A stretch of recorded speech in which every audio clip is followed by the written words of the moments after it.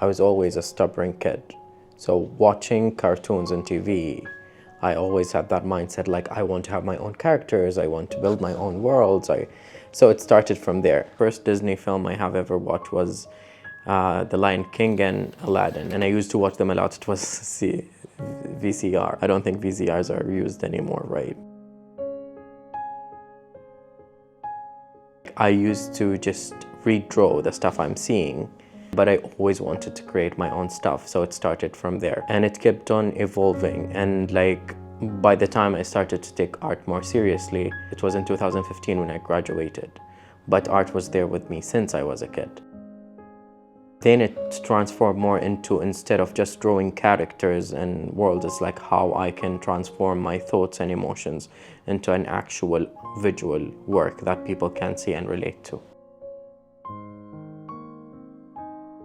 It's the idea of, if these are my thoughts and emotions, it would be more honest of me to transform them through making myself as part of the piece. And I feel like this way I was able to reach out to people more, because it's brave to actually being able to just like speak loudly about how do you feel or what are you thinking about.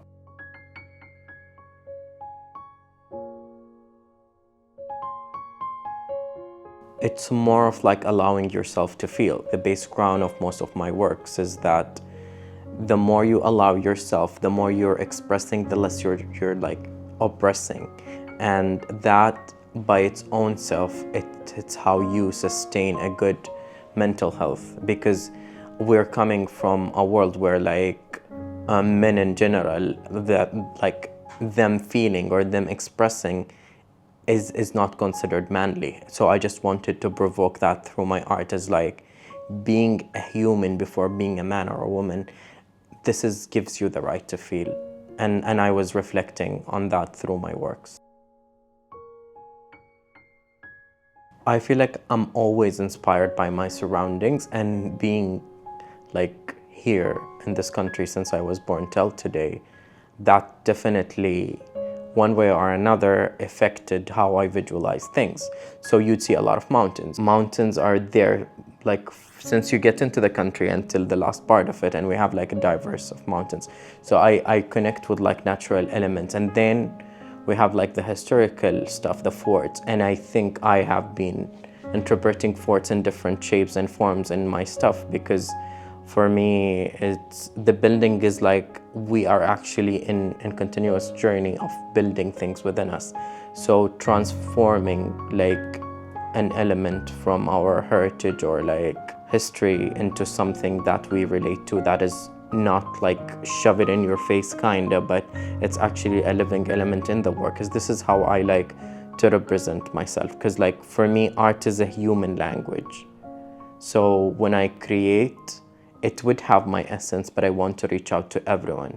So like for me, you don't need to be Arab or Muslim to relate to my work. You just need to be human.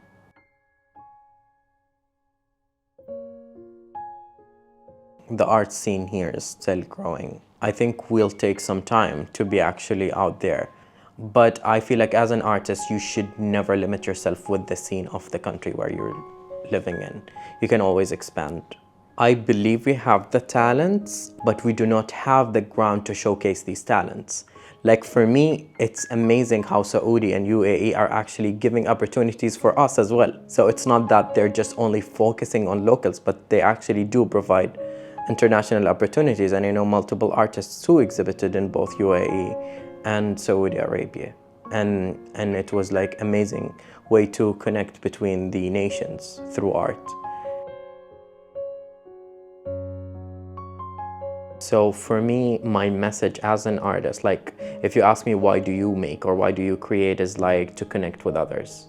So that's actually my drive. So for me, what makes me motivated to keep on creating is like, this is how I connect with others. Some of my closest friends I came to know through my art. Like we connected through art.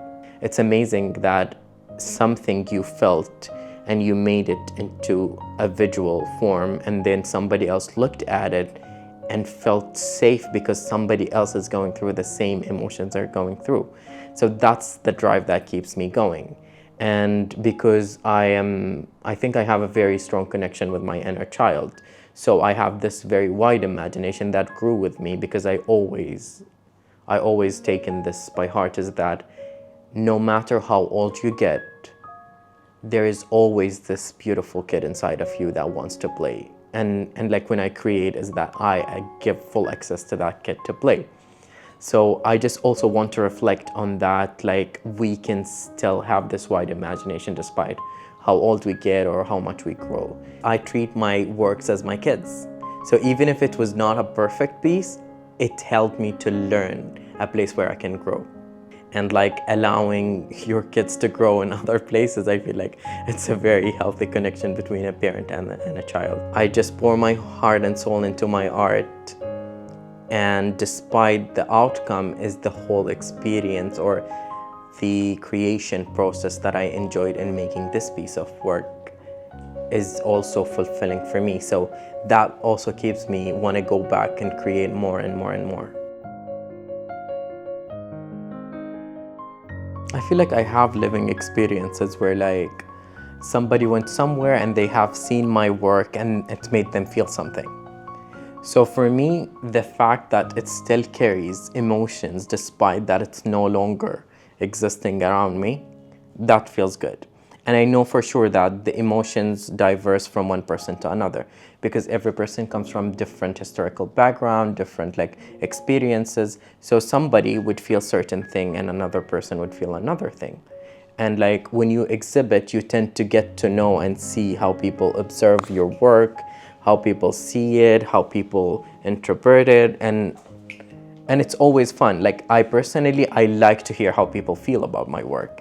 And then when they hear my explanation, like there would be one person like, I think that I can see laughter in this piece.